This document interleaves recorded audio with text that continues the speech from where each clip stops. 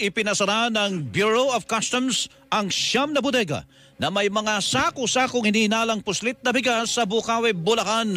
Mahigit sa kalahating bilyong piso ang halaga ng nasamsam na bigas mula sa Thailand, Myanmar, Pakistan at Vietnam.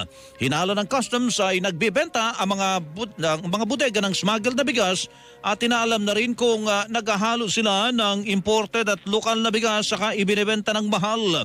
Ayon kay Alvin Enciso, Hepe ng Customs Intelligence and Investigation Service, Manila International Container Port, walang humarap na mga may-ari ng warehouse at ang naabutan lamang nila ay mga tindera o bantay. Hiningan sila ng permit of proof of payment ng duties and taxes mula sa Department of Agriculture pero wala silang naipakita kaya ipinasara ang mga bodega. Mayroon namang 15 araw ang mga may-ari ng mga naturang bodega ng bigas para magsumite ng mga kinakailangan dokumento upang patunayan na hindi puslit ang mga ibinebenta nilang bigas.